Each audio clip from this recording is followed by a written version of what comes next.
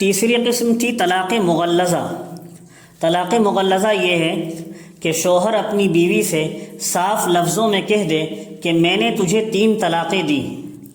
یہ الفاظ زبان سے نکلتے ہی طلاق واقع ہو جائے گی، خواہ طلاق دینے کی نیت ہو یا نہ ہو،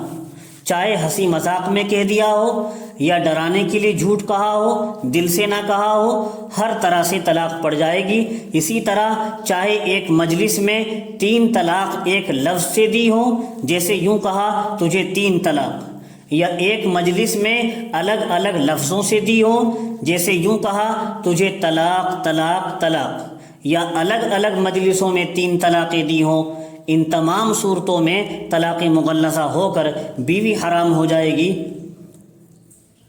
اور حلالے کے بغیر کسی بھی طرح پہلے شوہر سے نکاح کی کوئی گنجائش نہ ہوگی،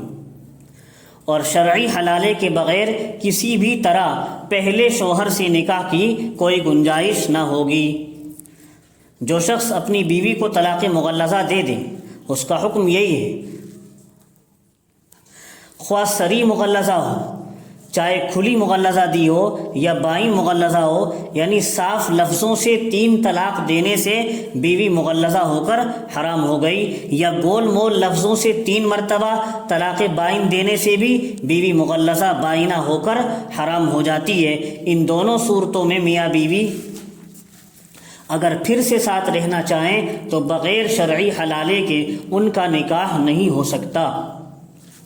اور حلالے کا مطلب یہی ہے کہ یہ بیوی اگر پہلے شوہر سے نکاح کرنا چاہے اور شوہر بھی چاہتا ہو اس کو واپس رکھ لے، تو یہ بیوی 3 حیض یعنی 3 مہینے عدت پوری کرنے کے بعد دوسرے آدمی سے نکاح کرے گی اور وہ اس سے ہم بستر ہوگا، پھر وہ اسے اپنی مرضی سے طلاق دے، شرط لگا کر یہ حلالہ کرنا یہ بھی جائز نہیں ہے۔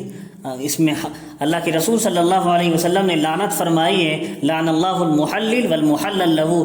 اللہ کے رسول نے لعنت فرمائی ہے کہ اللہ کی لعنت ہو اس آدمی پر، حلالہ کرنے والے پر اور اس آدمی پر جس کے لیے حلالہ کیا جا رہا ہے، دونوں پر لعنت فرمائی ہے۔ اس طور پر حلالہ کریں جو شرط لگا کر حلالہ کرنے والے پر لعنت فرمائی ہے، جو اس طرح حلالہ کریں کہ یہ اس بیوی کو